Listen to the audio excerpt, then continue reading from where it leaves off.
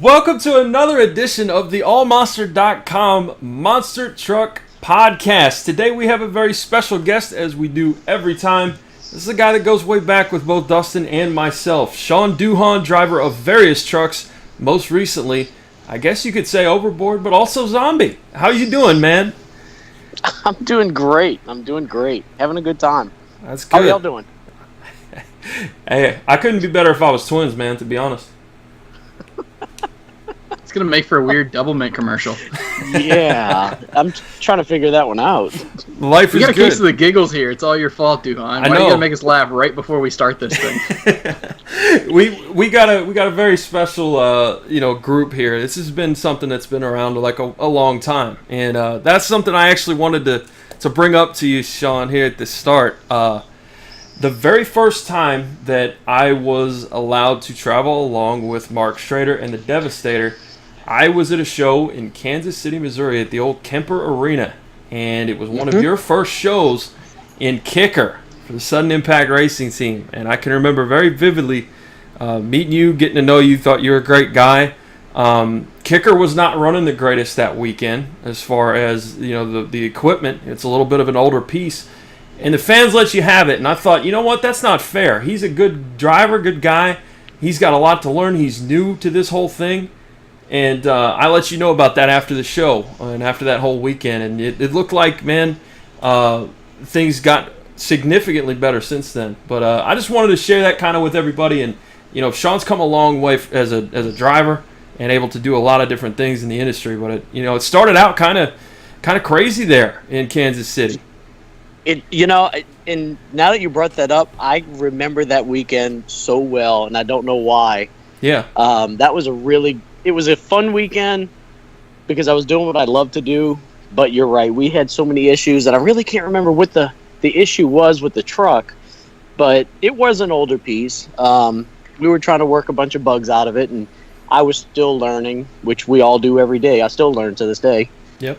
But oh man, that it was a long weekend, but we did have a good time. We made fun out of it. Mm-hmm. And Mark's a great guy to hang around with too. He can make you laugh a bunch. Just a little bit. Now I remember I would be remiss if I did not mention your screen name. The Law was always the thing. So you want to tell us a little bit about your background before you did hop into the monster trucks? I still get made fun of for that name because way back when AOL first came out, yep, I jumped on the bandwagon, and I was a New Orleans deputy right out of high school. So, I had to make my own screen name and couldn't figure out anything whatsoever. So the Law was just the first thing that, the best thing that I could come up with, and 909 was just my badge number. Okay. So it stuck, and I still use it to this day.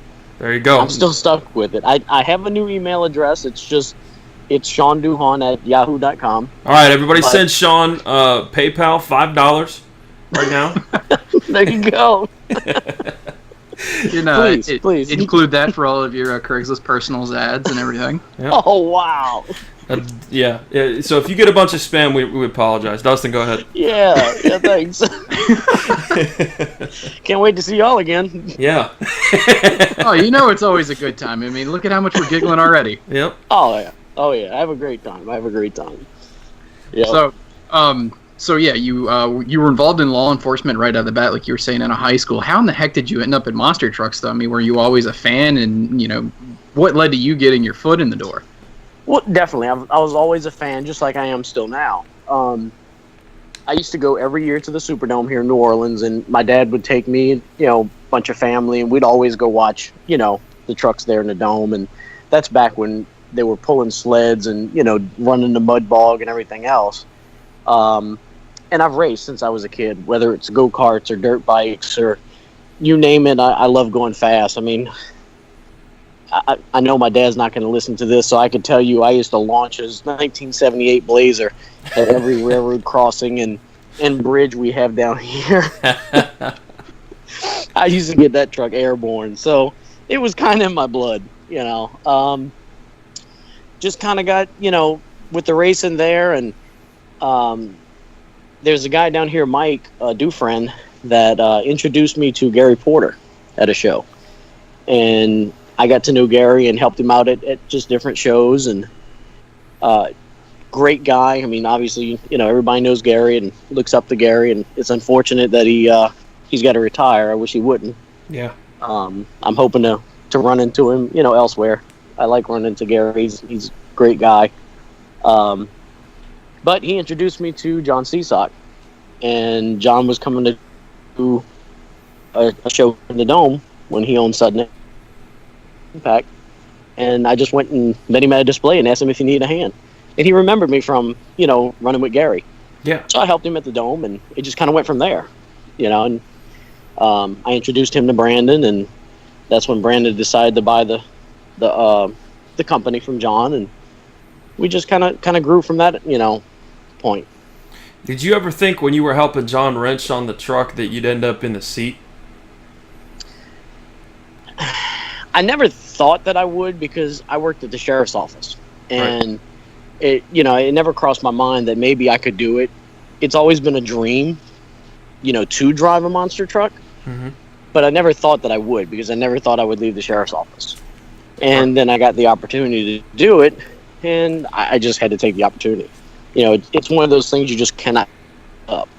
I've got to say, no matter what your dream is, whether it's digging ditches or driving a monster truck or whatever, if it's your dream, you gotta. If you fail, hey, at least you tried it. Yeah. Yeah, absolutely. So you gotta give it a shot. I've always tried to strive, to be better or excel, and never to actually equal. So you got to give it a shot and try it. See what you can do. It's a great way to put it. So you're off and running with the monster trucks, and you start out. You've helped a couple great big heavy hitters in the industry, too, the best racers of all time. When you first got the opportunity to get behind the wheel, kind of take us through what that whole process was like. Because I remember when I was able to just even get in a truck and move it, park it for a pit party, and come back. There's really nothing like it. You're not used to. You can watch a bajillion shows on TV. You can watch Inside Monster Jam and know every little part on the truck. But until you get in one and drive it and move it, you don't really know how hard it is. You don't have a grasp of it. So what was that whole thing like for you? Who helped you? How did it go? What was running through your mind? Well, not at all. I mean, you really don't know what to expect, because back then, it wasn't that big on TV. Yeah. It was always a lot of tractor pulls, and monster trucks were just kind of sideshow. So you didn't really have much to go by besides watching Dennis destroy his stuff every week, the little bit that you could catch. And I definitely knew I didn't want to do that, so we had to rethink some stuff. But the first truck that I drove was Kicker, obviously. We built a hill behind the shop, and I made 2 hits. And that was it. That was the only 2 hits that I made. Oof. Right before we loaded the truck up and headed up to Toronto for Monster Jam. Wait, your first show was in the Rogers Center? Yes. The biggest. Oh my gosh. Yes. Oh yeah. Let me tell you. Yeah. Burn to the wolves. Oh, I think I probably grew 2 inches between me and my seat that weekend. Watching all these people staring at me. I didn't know what it was like to do anything with this truck. I came straight from racing dirt bikes, so I knew how to control a vehicle in the air, but what is a 2,000 horsepower, 10,000 pound truck going to do? And you found out 40, 50,000 people. Oh, I did quick too. Lined up against Mike Vaters first round, and I'm like, oh my goodness. What? I knew who Mike was because, yeah. Luckily, he spun out, and I beat him in racing. Wow. Not a bad way to start off. Yeah. No, great for me, bad for him. Yeah. I think Alan was next round, and he just completely just wiped my butt. So I had a great time though. It was definitely a learning curve, and we've progressed so far from then. But that was just the fun. It was so much fun. It's quite a bit of a different beast, when you look at, say, today's generation of, up-and-coming drivers. You see and you hear so much about, the Monster Jam University this and all the training that goes into the new talent that's coming through there. And you started out like you said, 2 hits out back of the shop, and you're dropped in your first show. It's something that I think gets underappreciated by a lot of the new talent coming in. That, hey, it didn't used to be you could go in with all of this training and all of this time behind the wheel before you went and did your first show. Traditionally, hey, you got a shot at driving, you pretty much just had to do your first show, and hopefully you didn't fall on your face and break too much stuff. Without a doubt. My opinion, I think everyone needs a good training. I started in a spring truck. It was John's old sudden impact truck. It was a coil spring truck. Yep. I really think that's a good place to start. Nowadays, with the university going, these, drivers are getting weeks and weeks of training. They don't know what it's like to drive anything else. They're just getting thrown in the best equipment out there and saying, here, do this. And they're learning from the best drivers in the world. I respect them as drivers without a doubt, because they're competition and they're obviously doing a great job. But I think the hard way. Let them learn how that truck actually works, not how to work it. Right. I think they need to know the ups and downs of it. Sure. I've met a lot of these new drivers, and they're great people. They really are. I've never gotten bad taste for any of them, but I think they need to learn, a little bit more about the truck. Right, that's for sure. And you gained that appreciation through years with the sudden impact team. And we'll get to that for sure. But you did bring up some of the younger drivers, and I was mentioning this to you just a few minutes before we started. Bryce Kenny was our most recent guest, and he mentioned you several times during our podcast with him. You're giggling already. So all I know is that he has a lot of respect for you. You guys have a lot of fun together, and he's taught you a lot. So any comments on Bryce Kenny, or you guys run together a lot and stuff like that? Oh, boy. Oh, Bryce. He's something else, I swear. I met Bryce actually at the airport when I was leaving the summit in Florida a few years back. He was sitting there eating breakfast, I think it was, with Morgan. And I just started, chit-chatting with them all. And from there, you could tell he was just a very genuine guy, very down-to-earth. Talked about his drag racing background, and we just kind of hit it off there because me with the drag racing and all, and then him with running Top Alcohol. That to me is awesome. Mm-hmm. And to be such a a young guy to go that far was just amazing to me. And then I got the opportunity to actually run with him in that. I don't know if you would call it we call it the Tundra Tour because it was freezing everywhere we went, but the Canadian Tour or whatever, when I was teamed up with Cam. Yeah. Bryce was driving the Mutt, and we were together all first quarter, and we ran him so hard. We just went back and forth and just talking smack, whether it was racing or freestyle, and I really like him. He's such a great guy and doing so well. I talked to him a little bit this year since he got the new ride, and especially in Vegas, he did phenomenal. I honestly never thought he would have done so well. Yeah. But was so happy for him in Vegas that he did do that good. He's got such a good future ahead of him. Yeah. Biggest surprise of the show, in my opinion. I told him about it too. I said when I looked down that lineup, I didn't expect Bryce Kenny to do what Bryce Kenny did at that show. Mm-hmm. But. He really did. He just burned that truck down, and I'm hoping, honestly, and nothing to take away from anybody. I'm hoping that he gets an opportunity to get his own personality. Yeah. Yeah.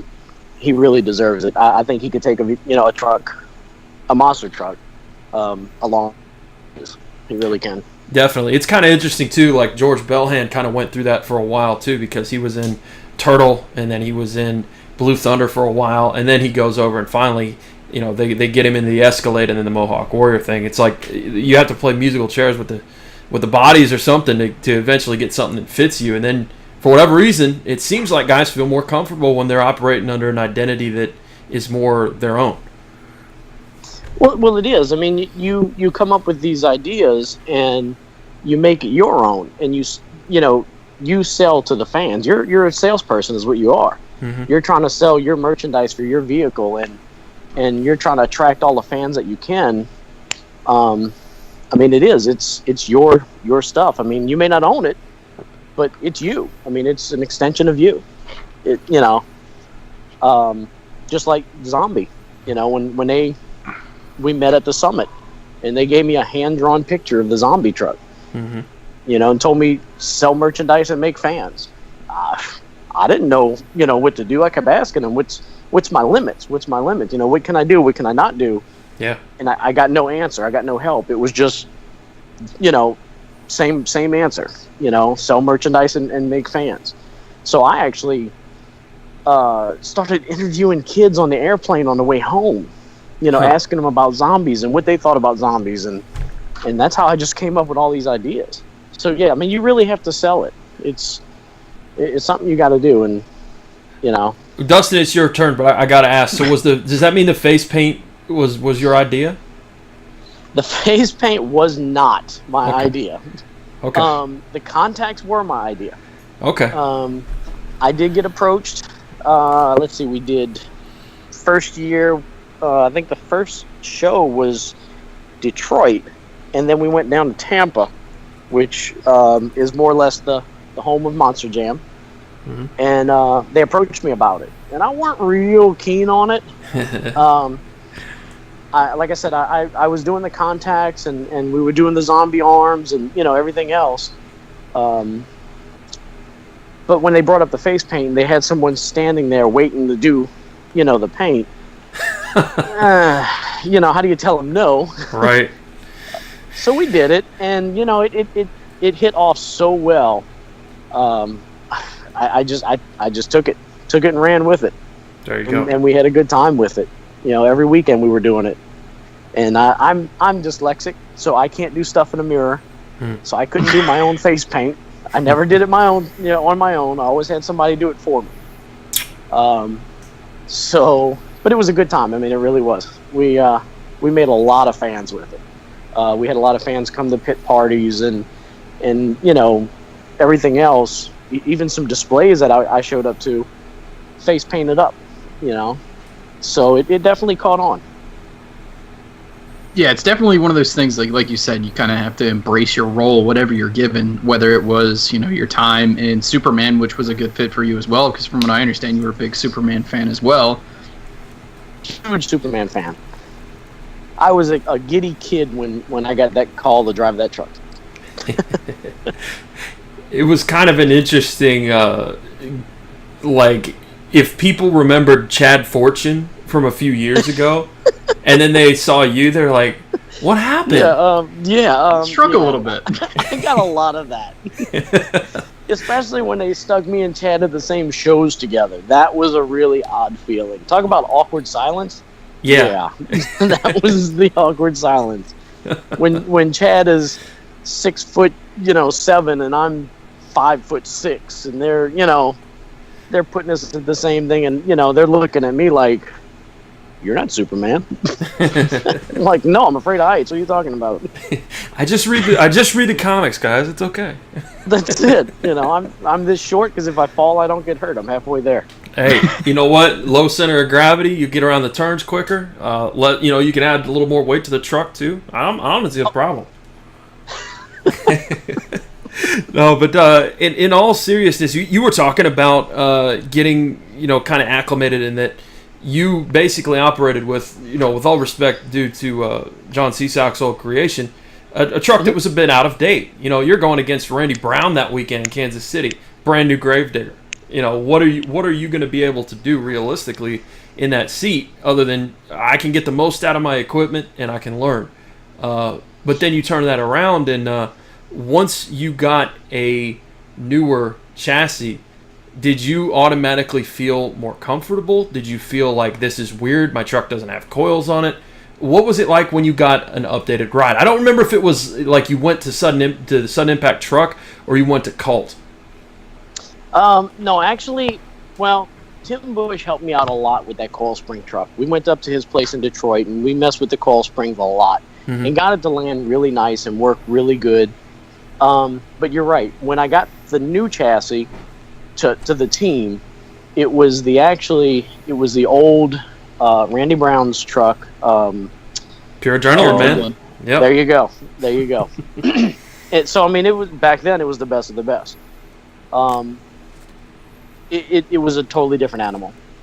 Between coil springs and nitrogen charge is two totally different things. You have to drive them different. Of course, the springs, the truck rode so much higher. It was a little bit more topsy on the top, especially back then. I mean, technology's come so far. Yeah. You've got Overkill Evolution just whipping everybody's butt with coil springs now. Yep. But back then it was old stuff. But yeah, when we got our new truck, which like you said was the adrenaline, it was definitely nice, night and day. We felt that we could turn it up a little bit more, and that's when the learning just started to progress even more, and we got some race wins. Now, going back, around that time with Sudden Impact Racing, it was becoming quite the operation at one time because, with a 4-truck team, at one time you guys had yourself, Bobo, John Zimmer, and Carl Van Horn. I mean, for a 4-truck team, independent bunch, it's hard to beat that lineup. I'm not going to knock Bobo because he's coming a long ways, and actually I got to apologize because I told him I'd start calling him Ben from now on. But I mean, I met John when he drove the and More truck in Chicago. Man, at Joliet, yes. I have yes. images of that truck that does exist. Yes, the first time I ever met John, he was putting that truck together in the parking lot, physically putting it together because it weren't even finished being built. Yeah. And to see him progress. I mean, everybody knew CVH. Carl is just phenomenal driver. I mean, he's one of the best out there. So I mean, we knew what we were getting with that. But then to see John come from where he came from and to end up as my teammate was just, I mean, it was awesome. I mean, it really was. It was from the start. I mean, he was one heck of a freestyler. He was a better freestyler when him and I were teammates than he was a racer. Yeah. I mean, he was just, it almost was like I was winning racing and he would win freestyle. We were doing all our little tour together. That's kind of how it worked out. Yeah. And then he just kept going, and now he's darn near unbeatable in anything.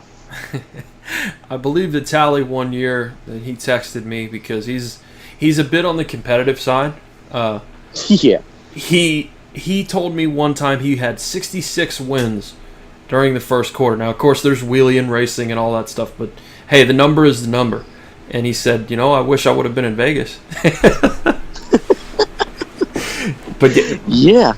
But that had to be interesting going with Zimmer. That was kind of the way that you guys did it there for a while, where you had different teammates within the stable, if you will, of 4 trucks, and then eventually it was you in New Orleans, and then Tim Bush had a couple of the trucks kind of operating out of Michigan, if you would. You kind of divided and conquered, but I would argue that when you moved to the New Orleans half of things, there was a lot of pressure on you and a lot of stuff for you to do that I don't think everybody was kind of privy to. Can you kind of speak on what it was like to run out of the New Orleans shop? And you're responsible, for lack of better words, you're responsible for a couple of monster trucks and really an operation during the day, during the week, and all that stuff. Well, I was. And like I said, I'm not going to badmouth anybody or anything or try to downgrade anybody or anything. But up north, when you have someone like John and Carl, and then you have Tim there, running the shop, you have one heck of a team up there. Yeah, not just behind the wheel. You're talking about day to day. No. Yeah. It's every day, hands on. The knowledge was just unbelievable up there. Yeah. And then you come down south, and it was me and whoever my teammate was at the time. And our shop weren't the fanciest shop by any means. We had a lot of work to do there. but that's pretty much all it was. You know, we didn't really have much help. Right. So it was a bit tough at times. You know, we had to fight a lot of different things. You know, whether it was the elements or just the lack of help, or even the lack of knowledge is what it really boiled down to, because nobody down here really knew anything about these trucks. Mm-hmm. We were all just learning and winging it. Mm-hmm. You know, every weekend was a learning process for us. Yeah. We made it, and here we are, but it was tough. I mean, it really was. Now, after so many years of being with Sudden Impact Racing, you finally end up in a totally different situation where you end up going to drive for Monster Jam and being a fleet driver there. Was it weird getting acclimated to that? I mean, did you jump into a role where you were crewing on the trucks as well during the week, or did you kind of get more of the nicer deal in that you were kind of able to more or less just show up and drive and do your thing and, not have to really get put so dirty? Besides in his face. With Sudden Impact, I worked every day, whether it was a holiday, my birthday, which of course is going to be in 2 weeks. I'm just going to throw that out there. Hey, so, send an email to Sean for his birthday, guys. There you go, SeanDuhon@yahoo.com.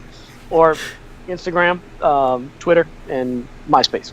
Yeah. Ooh, MySpace. I don't even know how to get back on MySpace. But anyway. Who's your top 8? Yeah, let's talk about that. I think wasn't Tom one of them or something? Dude, you got me. MySpace guy, not Tom Mintz. No, definitely not Tom Mintz. I don't think he's got a MySpace. See, now I lost track. Y'all done got me all basically flustered. Transitioning from being, from working at Sudden Impact to becoming a fleet driver and all that good stuff. I worked every day. The only day I did not work was Christmas Day, and that was it. I mean, it was, Monday through Sunday, every day. Rain, shine. Down here in New Orleans, in the wintertime, it'll get 40 degrees, but you would think it's negative 40. I mean, it would just have that cold, wet, bone chilling. Which is great for starting trucks. Oh, it's wonderful. It's wonderful. They love that. When you get 100 pounds of oil pressure, Yeah.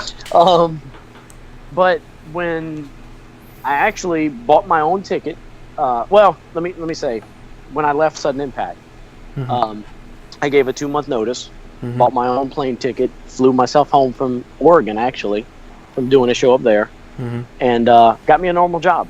I was tired of traveling. I mean, we were doing 40-something-ish shows a year, and I just want a normal job. So I got one and came home and decided to do it. Well, I'm still as much a fan as I am a driver. Yeah. Actually, a bigger fan than I am a driver. So I bought my own tickets to Las Vegas and had some connections at Monster Jam. So, we're able to schmooze my way into a seat at the finals just to watch. Yeah. And it was so weird because when I was with Sudden Impact, I was very competitive. Yeah. I only seen the finish line. It's no big secret. I'm not a huge freestyler. Yeah. I don't go out there and I don't tear anything up because it's not mine. But I love racing ever since I was a kid. Very competitive in racing. And that's all I cared about was winning. So that was it. I'm not going to lie to you guys. Right. And when I actually sat in the stands as a fan with the fans and seen the faces on the kids, the adults, whether they were elderly or not, that actually flipped the light switch for me, which was really weird. And I realized how much it actually means to these people to go to these shows and look up to the drivers. Yeah. And I got chills. I mean, I really did. And I kind of felt bad for getting out because I was blind at one point. I didn't see any of that.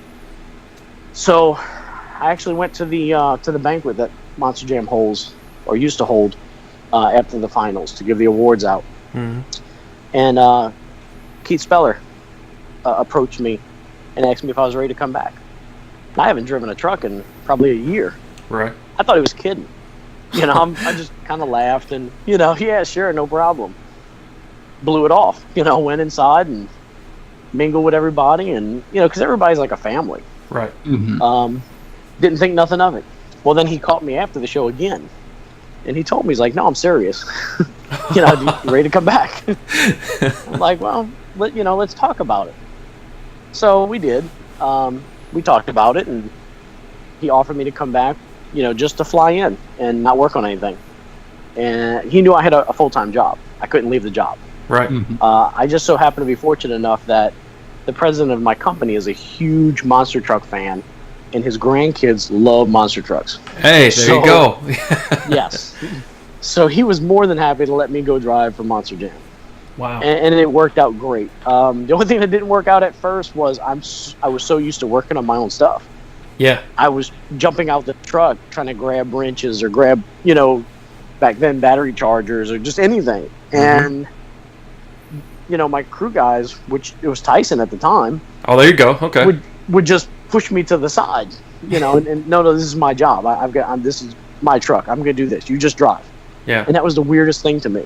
Tyson, one of the crew guys back in the day on Grinder and stuff like that. Pretty good pedigree, kind of. Definitely has your stuff right. Oh yeah, Tyson's awesome. He really is. He's fun too. Mm-hmm. Oh yes, he is quite the character. Oh, you definitely want him in your corner. Right. Yeah. Actually, to tell you just a quick story about Tyson. Sure. I believe my first rollover maybe with Superman was in Chicago, and I'm handing all my helmet, my Hans, my steering wheel, everything out the window, and I'm crawling out the window. As I crawl out, this arm comes around me and just picks me up out the window. And I realize it's Tyson. He has all my stuff, all my safety stuff in one hand and me in the other. And my feet are dangling. That makes me wish I was in Illinois to snap that picture. Oh my goodness. I'm like, Tyson, will you put me down? You probably haven't been held like that since you were a baby. Not at all. I mean, I'm kicking my feet like, dude, we're being watched. He's like, oh, I'm sorry. Here you go. Note to self, next time I see DUHON, pick him up and carry him around. Right? Yeah, there you go. Good Lord. Wow. Well, that's great. But, yeah. Oh yeah, it was a good time. Like I said, it's everybody's like family, so we have fun. We really have fun. It is really like one kind of big, demented, dysfunctional family. That's one thing it's hard to kind of explain to people that aren't used to the industry, that aren't normal around this. That no matter who it is, no matter what pit you go into or whatever, for the most part, it's a fairly welcoming world. Everybody knows everybody. Everybody's willing to shake your hand, cut loose, pass you your preferred beverage of choice. Yes. Oh, without a doubt. Out. I mean, it really is. No matter if you run for Monster Jam or Monster Truck Throwdown or any of these other promoters, whoever it is, everybody's like a family. It's hard to explain that to people, and it's like you say, they just don't understand. Mm-hmm. I don't know if NASCAR is that way because I've never been to a NASCAR race. I believe NHRA is like that. Mm-hmm. But I can personally speak for Monster Trucks that it's just like that. It's a huge family. No matter who it is, whether it's the Bigfoot or Gravedigger or anybody, they're going to help each other out. Definitely. I was going to say, I think you underestimated or understated one thing though. You had a hard job with the Sudden Impact stuff. In the sense that you had good equipment there with the Cult truck, but it's not easy to be the score of 24 that doesn't break anything. You put on a good show, you had good clean racing passes, and you weren't tearing up equipment. And I would say that that's exactly what Monster Jam looks for, and what Keith Speller and everybody in the stands, scouting talent, goes, DUHON didn't break anything and was still pushing the Randy Browns and pushing the other company drivers as an independent. So I would say that that's what helped you get a seat. It wasn't just a little schmoozy at the banquet, man. I think you had a little bit of a reputation. Well, I mean, I appreciate that. I really do. That's what I tried to strive for was, like I said, it's not mine. So, yes, I've got to fix it, but it doesn't come out of my pocket. Right. So that's why I weren't really, and I'm not saying that these drivers go out and intentionally destroy their stuff. Yeah. I don't believe that's true. But it happens, and you just have to draw that line. Are you going to cross it or you're not? and I tried not to. I mean, I did cross it, here and there, but it happens. It's monster trucks, Right. But I appreciate you saying that. Thank you. Yeah, man. It carried over even to, you still showed that great deal of respect for your equipment, even, when you were driving, a company truck, which a lot of people kind of take as, oh, the leash is off. Yeah, believe it or not, the fleet still has a budget, guys. I just want you to know that. Oh, without a doubt. You got, I mean, it's no big secret. No matter what you messed up, you got accounted for it. I mean, whether it was a nut and a bolt, if you messed up body panels, granted, it didn't come out of my pocket, but if I messed up body panels, they would count everything, not just the body panel, but the mounts, the nuts and bolts. I mean, it's a business, and that's how they have to run it. And I mean, you've got to respect that kind of stuff. It is what it is. Now, I don't know if people realize that when I was in Superman, that was C17, which was one of the oldest chassis out there. Mm-hmm. That was still an older Patrick chassis with a high engine. Still not, these up-to-date, low-engine, they call them cheater chassis now, but, right. And we made that work, too. Mm-hmm. We definitely made that one work. Yeah, it's all about playing the card that you're dealt. Kind of throw back to, my point of respecting equipment and everything like that. I remember World Finals 14, and only my second time out in Vegas. I was sitting out kind of like the driver's seating area, if you will, and you were out first in freestyle, which is kind of a tall task to do in Vegas because everything kind of gets, because that was back in, you still had the transition after racing and into freestyle, so ramps were getting cut and this and that's getting adjusted. You're the first guy out. You probably didn't even get a chance to really look at anything that they cut and changed. And there's kind of a bit of a pressure out there that, hey, somebody has to set the bar to go out first and hopefully put in a good run, not fall on their face, and, at least get the crowd going, get the crowd wowed. Whether or not they compete for the win or not, it's kind of, here or there. But you went out there, you laid it down, you did a good run, a very good solid run, got plenty of air, all the good stuff, cutting donuts. And I remember talking to you probably like 8 or 9 trucks into freestyle, and I was like, hey man, you did a good job. And you're kind of like, and I was like, no dude, like you did exactly what they would want out of a first truck out in freestyle if you're looking at it purely from, hey, you've got to run a show and this is an entertainment business. Mm-hmm. And you went out there and did it, and you're like, all right, well, I appreciate that input, because again, you don't see yourself as a freestyler. You do have talent in there. Don't sell yourself short. But it was one of those deals where it kind of clicked with me. Like, you still, as much as you've been around this stuff, you still were very much more a racer-focused guy than you were in freestyle. Mm-hmm. I appreciate that. That means a lot to me. It really does. I could tell you I was a nervous wreck. I could have probably jumped off the top of the scoreboard and wouldn't have known it.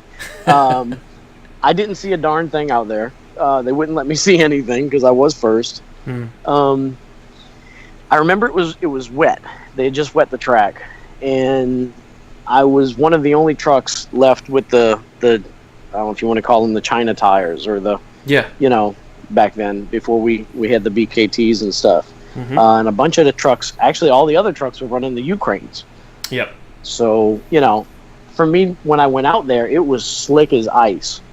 And I do remember not being able to do exactly what I wanted to do because it was kind of like I was kind of driving on ice. Mm-hmm. But I don't remember feeling anything out there. I actually remember hearing the fans over the truck. And that was probably one of the best times I ever had in that truck. I mean, I really I remember having a great time. To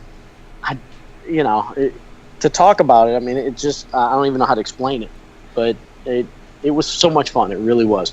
There's nothing like the World Finals. I mean, obviously it's everything that every driver strives to go to. Now, you didn't get a chance to, well, I should say, you were on the Vegas track before that time and that season.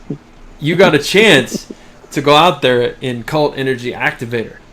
Oh, wow, yeah, you had to bring that one up, didn't you? You had it, well, bringing up is a good way to put it, because you had a rather large jump off of the center, and you were part of the encore. So I thought it was pretty cool. They let all the indies out there for once, and yes. you got to blast off for a little bit. How was that? I mean, what was the whole process like?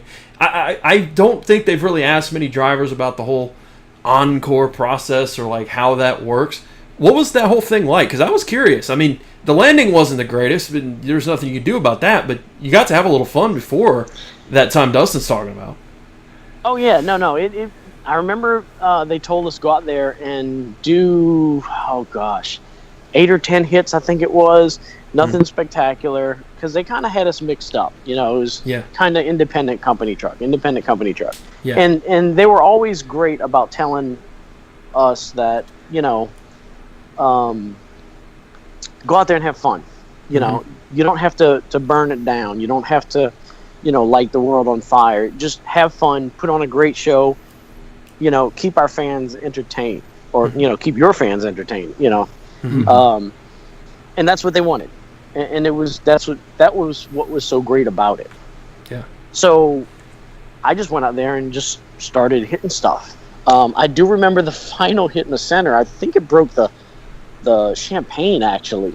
Oh, man. Off the truck. And they shut me off. Yeah. And I just had enough to limp it off, and we loaded up the truck with the forklift. Yeah. But no, that was, just to be able to go out there is amazing. Between the production and just the size of everything out there is crazy. Yeah. It just definitely gets your attention. No scores, nothing. Like most of the time, since you got in a seat, you're being judged. And for once, you get to just kind of, probably since the 2 hits before you stuffed it in the trailer the first time, you get to just go out there and play around a little bit. That's what was so fun. There was no pressure whatsoever. Just go out there and make a couple hits. Yeah. Make it look good. And that's what I tried to do. I don't believe we were set up to go out there and do it, because we've never really done something that big. Right. Now it would be a little bit different, but we did. We had fun, and I think the fans, enjoyed all of the independents going out there and doing that too. Not just myself. Now, to kind of take it back to where you were saying, it's kind of nice to be able to just kind of enjoy it and go have fun and everything like that. In the recent years, you've kind of transferred out of the role of being a more full-time monster truck driver, if you will. You've kind of become, the hired gun ace a little bit. You've been able to jump around, jump in a few seats here and there, be the guy that, in case of emergency, call Sean DUHON. He'll come drive your monster truck for you. What's it been like for you to kind of, bounce around? You've been able to drive a few different trucks. Off the top of my head, you've been able to drive both the Jamie Garner's trucks, Wildside and Overboard. I think you jumped in with Overkill Evolution as well when Mikey was having the birth of his son. How about Stone Crusher in Charlotte? Was that you? Oh, yeah, that too. Yeah. That was me, yes. Okay. Yeah, your list is growing. Yeah, Stone Crusher in Charlotte was...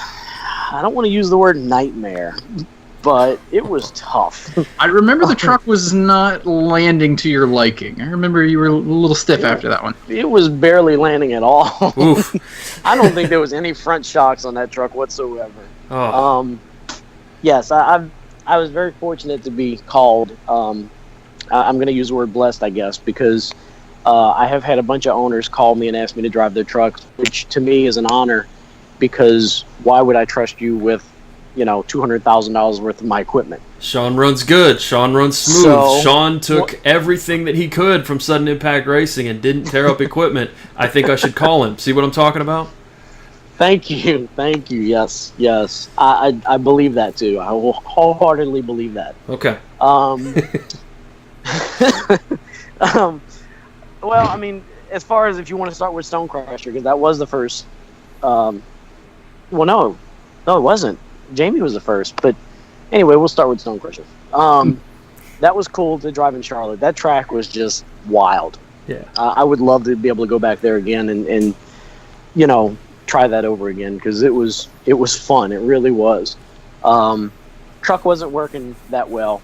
that weekend. It's unbelievable power that Steve has in that truck, but the suspension was just kind of messy that weekend. In your defense, I think Steven had the truck before you, so that might have had something to do with it.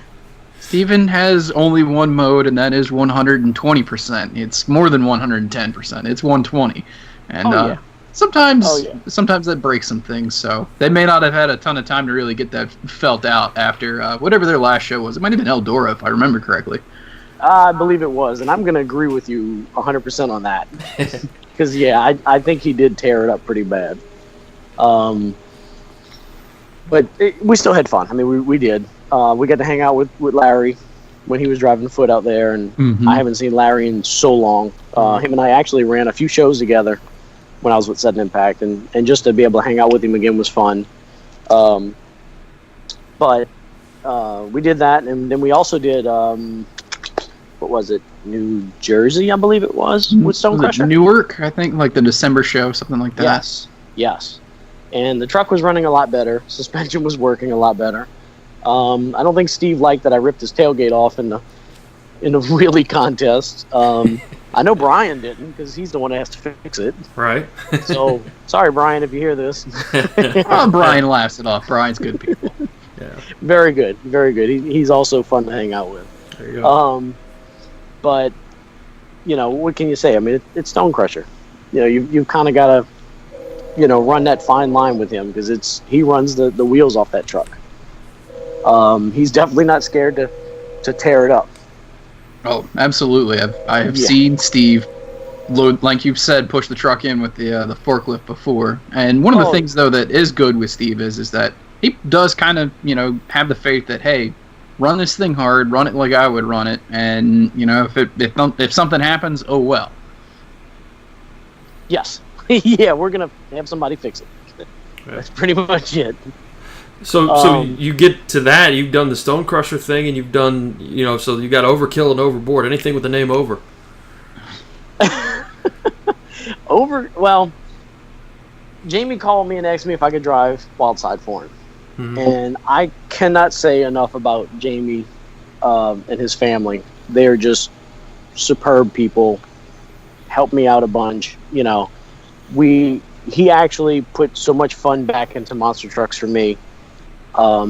It really was. I mean, I actually looked forward to. I love what I do. I mean, I really do. I love driving monster trucks. Mm-hmm. But just to be able to hang out with him and family, they're fun people. They're great people. They're Absolutely. Fun people. I mean, there's nothing negative that I could say about any of them. Great equipment too. The only questionable thing that I would say about Jamie is he likes his steaks well done. That concerns me a little bit. But otherwise, Jamie's good people. Jamie, Deidre, even Mini Wizard. Shout out to Mini Wizard, Zach Garner. And he took over your seat for a minute. He actually got to do a little seat time as well. He did, and he did great with it too. And Maddie, don't forget about Maddie. Oh yes, baby board. Yes. Actually, I've seen Zach got himself a new pickup truck too. So congratulations on that, buddy. Yes, absolutely. But they are just great people. What else can you say? As far as the equipment, it's great equipment, even as old as Wildside is.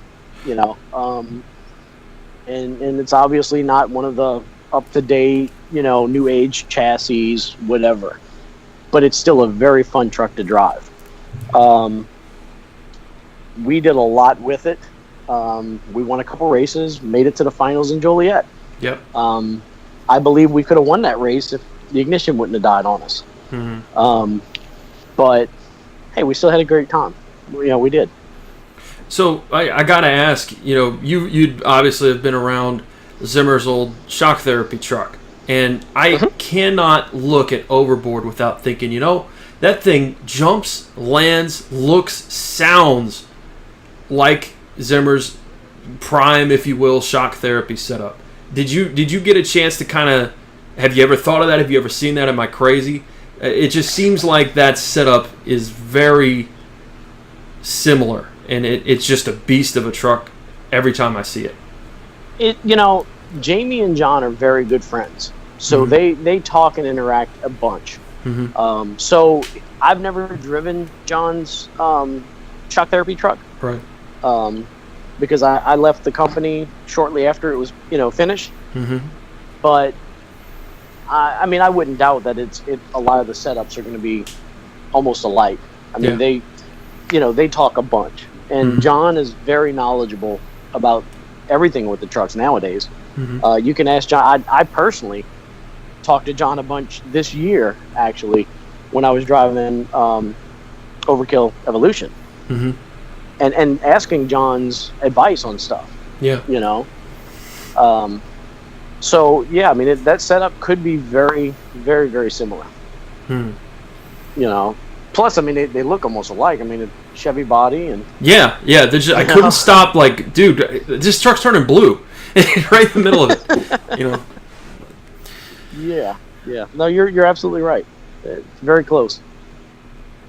I know when I got to see you in Julian, North Carolina earlier this year, it was kind of a despite some of the mechanical issues that were happening for Jay and Wildside, you guys were having a good time. You're getting the cut loose a little bit. You even managed to do something Jamie, I still don't think has managed to pull off. Oh, he's already giggling already because he knows. You pull off a slap wheelie and Overboard, which I don't think anybody's done yet. You were just enjoying yourself that weekend. It was pretty clear. You were just hanging out, having fun, not eating Elliot's SpaghettiOs in a can out of the trailer. But you were just having fun and just getting to kick back and enjoy it. And it kind of showed in your driving. Like, hey, you know what? I'm having some fun with this. I'm getting to enjoy it. We got a good rental for the weekend, and I'm having fun with this stuff. Well, I mean, Jamie has the best of everything. He doesn't spare expense on anything. And like I said before, Jamie put the fun in monster trucks. So when he asked me to drive that truck, I knew it would be a little bit different because Jamie's a lot bigger than I am, height-wise, just size-wise in general. So I had trouble reaching the pedals and the steering wheel. Kind of seeing over the steering wheel was kind of rough. But his equipment is just top of the line. And then running for Elliot was fun. I mean, Elliot's a great guy, and he does some really good shows. Brings out a lot of fans. So, yeah, I mean, everything was relaxed. And unfortunately, Jay had some issues with Wildside. But he's a trooper. I mean, that man was nonstop. He worked his butt off, around the clock. If it was broke, he was wrenching. Yeah. And it kind of sucked on my part. And I weren't trying to be rude or anything like that, but I didn't know how to work on that truck because I'm not used to that truck. It's totally different than what I know.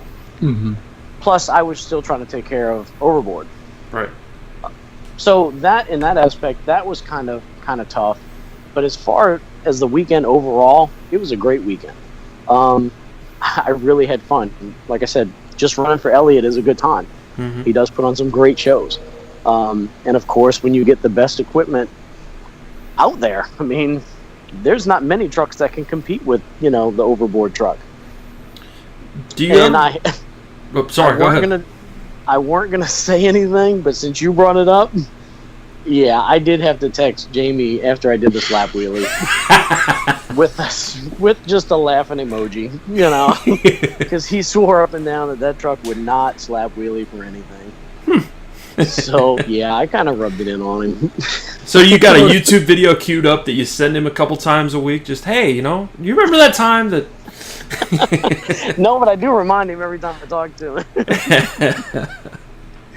Oh, that's outstanding. Well, tell us a little bit about the Overkill Evolution truck. Then you got a chance to get behind the wheel there too, and that's just a unique thing, right? It is. It was. It really was.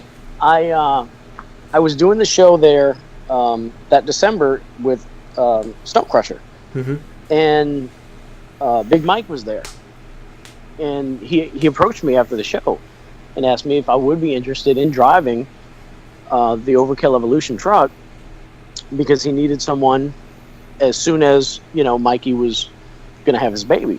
And again, you beat him the very first time that you were ever behind the wheel. So again, your reputation precedes you. Yeah, thanks. Bring that one up again.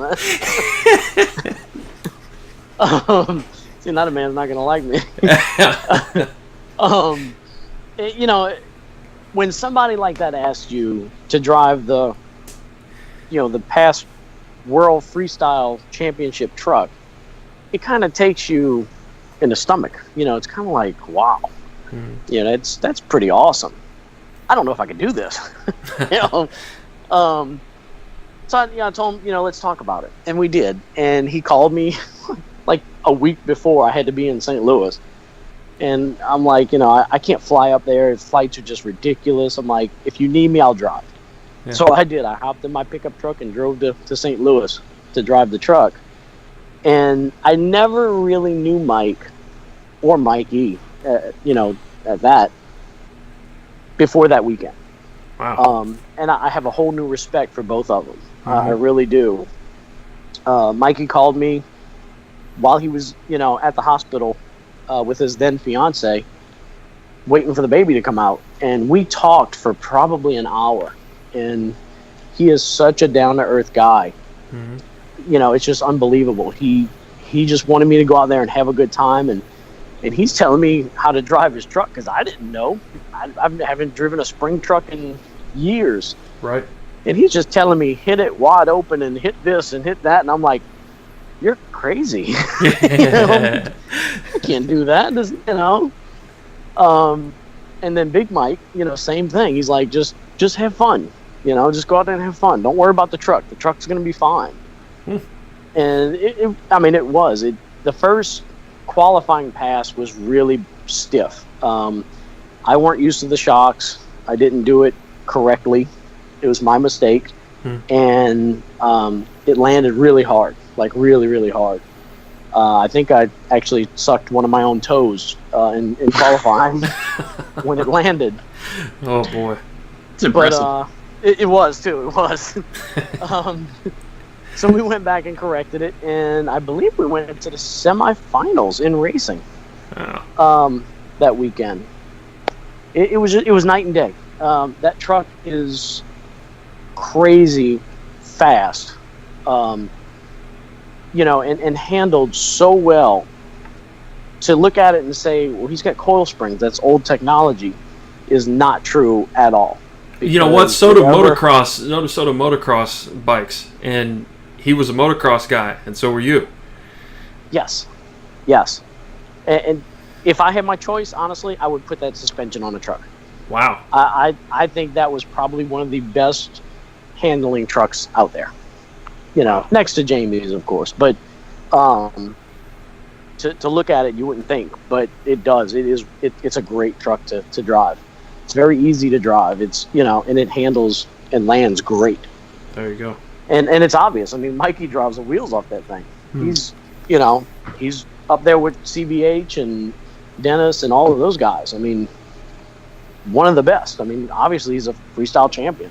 When Mikey's on kill, he is probably one of the most fun drivers to watch. I mean, he does have I kind of liken his style almost to, say, maybe a Damon Bradshaw, in that carries a lot of speed and a lot of flow, kind of a motocross kind of vibe to how he operates. And so when you get to watch him freestyle, it's when things go right and the truck's 110%, there's hardly anybody else that drives like him, and it's a lot of fun to watch basically how he attacks everything. And like you said, he kind of attacks everything all out. Oh yeah. I just seen a video today of him at some fair. I don't know where it was at, but I had to watch the video 2 or 3 times. I was like, I mean, this guy is really amazing. Yeah. It's he's hitting stuff that you would never think.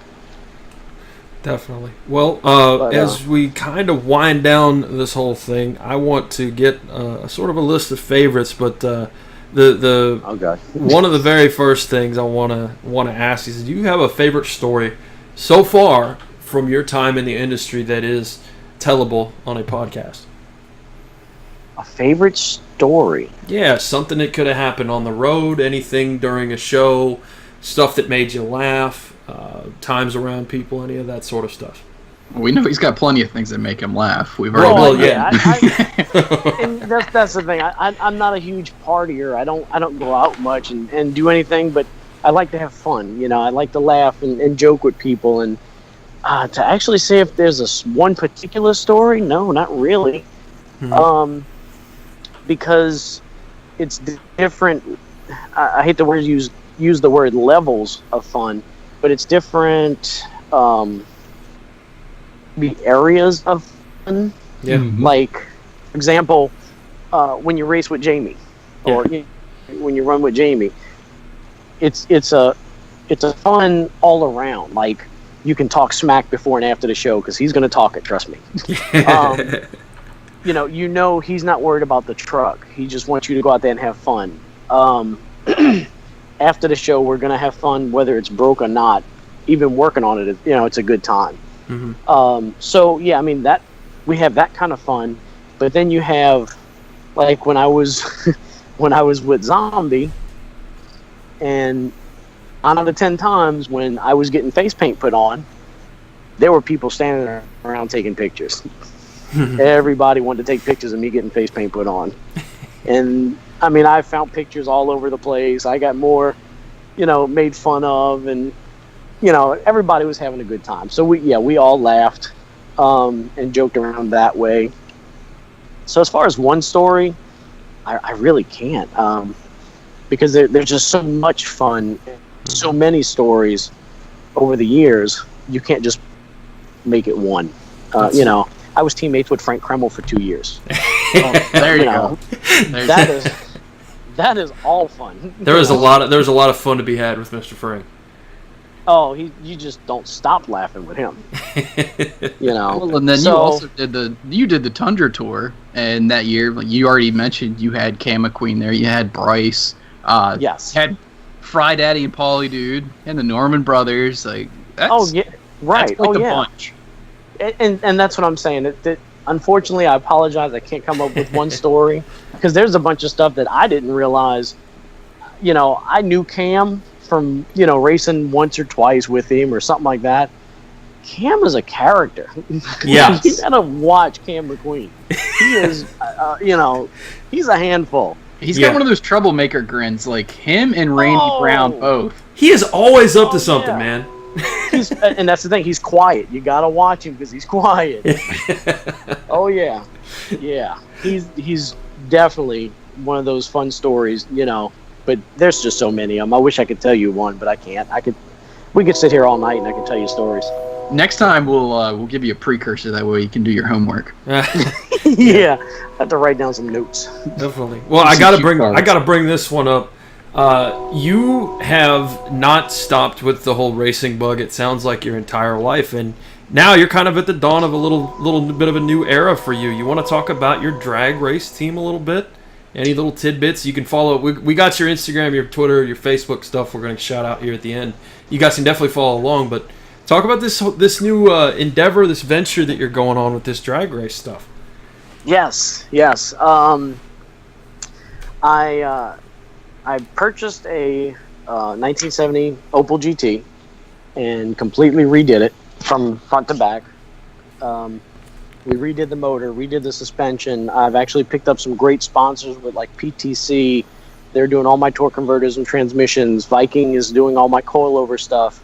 Weld Wheels, we're able to work a deal with them for some wheels. It's really been great. I just got it out the shop. We did the body work. We did a brand new vinyl wrap. So if you go to my Instagram or my Twitter, you'll see I just released it today. It's been killing me. I didn't want to release it till I got the new wheels on it because I'm not a chrome fan. So I'm pulling the chrome welds off of there, and I went and bought some black V-Series weld wheels. Yep. And we're gonna stick with the creepy kind of theme. The car is so small. It's very small. It's a 98-inch wheelbase car. It's all tube chassis. We shoved a small block 400 in it, but it's putting out a little over 800 horses. So this little thing is pretty wild. It'll run the quarter mile at 840 at over 165, and it'll run the eighth mile in a little over 5 seconds. So it gets pretty wild. She goes like stink. Yeah, it's crazy. It really is. But we released it today. It changes 6 different colors. I went with a creepy. I'm a clown fan, as much as I am anything creepy. So we put a creepy kind of clown on the side of it, just to get people's attention.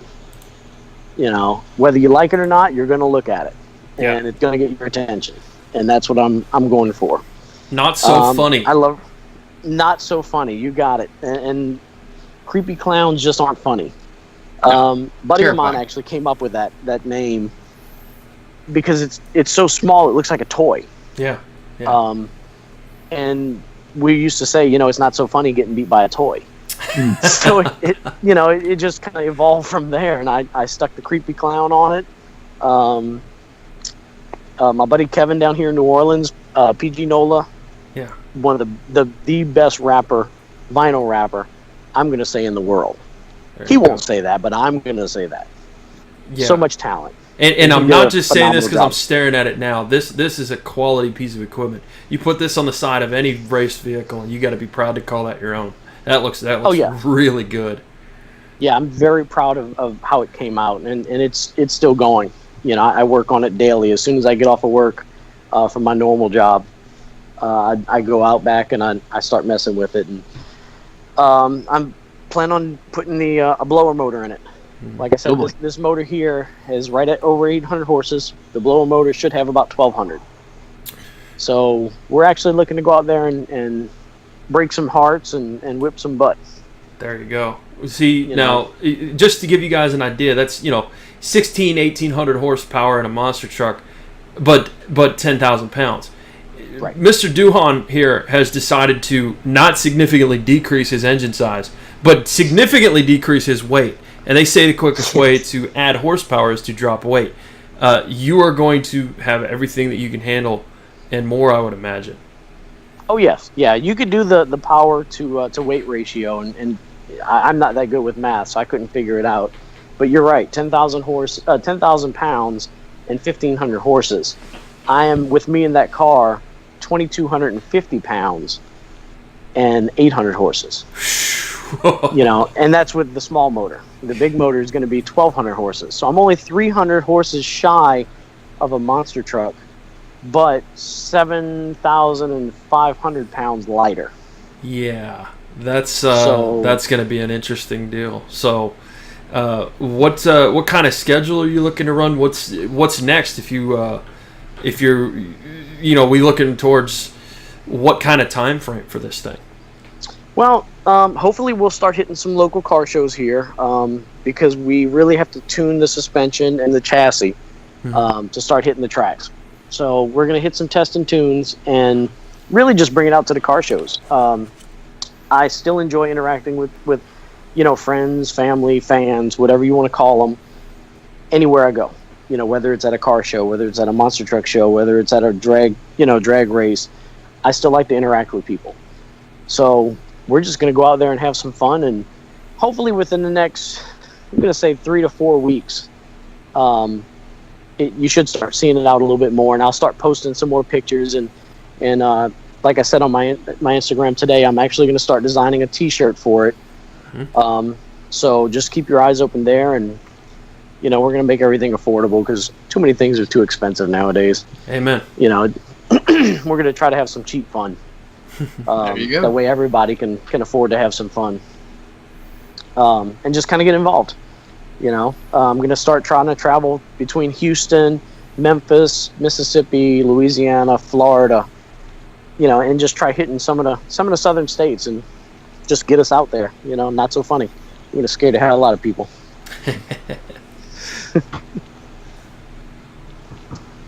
All right, man. Well, it's been a ton of fun having you on here. I know we probably laughed more doing this podcast than we have any others, but I would agree. Definitely been a ton of fun to have you. I would agree. Forward to getting to see you again sometime soon. Hopefully, whether it be in a drag car or a monster truck. Well, you never know. I may be working on something. I may have something up my sleeve. So I don't doubt that. You may be seeing a lot more of me. Not just with the drag car. So I am looking forward to that, sir. That's a very good note to end it on, but I always have to close the show with your favorite race of your career in monster trucks and your favorite freestyle. Go. Oh, my favorite race would have to be, Joliet.